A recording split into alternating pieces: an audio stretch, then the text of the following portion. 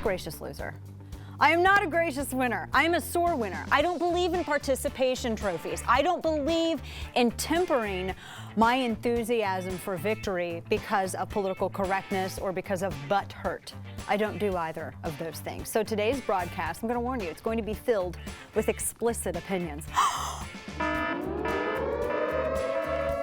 Let's look at what happened last night in Iowa, starting with the tied for second place, at least in terms of 7 delegates in Iowa, Rubio. Marco Rubio overperformed. Trump underperformed. And Ted Cruz, well, he won in spite of everything. He kicked butt, won the Iowa caucus because he had a great ground game and he was honest.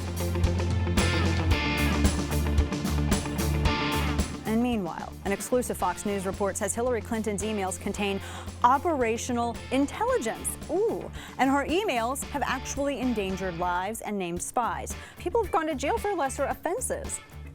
Yeah, they're sort of trapped because on one hand they have a criminal, on the other they have a socialist. So what are you going to do when you're dealt that terrible hand? Right. And so you're going to see them do what they do best, and that's deny and lie. Look, the average Democrat voter is just plain stupid.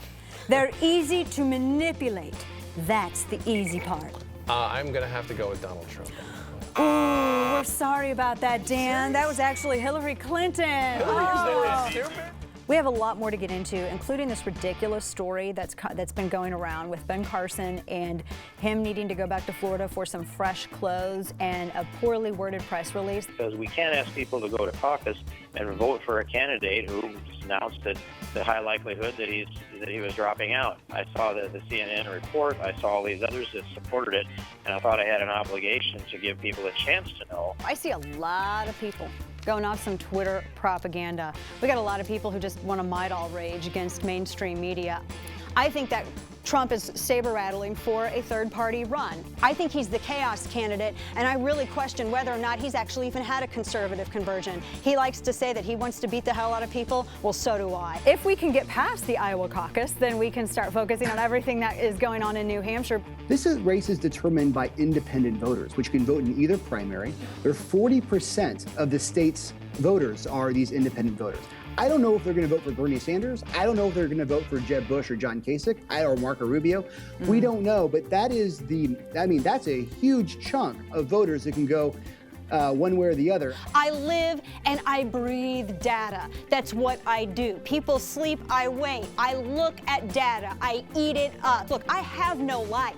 Is there any candidate that's going to be able to tap into that libertarian spirit, although it's been so overshadowed by all of the theatrics? The only one who will try and the only one who will succeed somewhat within the GOP primary is Ted Cruz. Good night, America.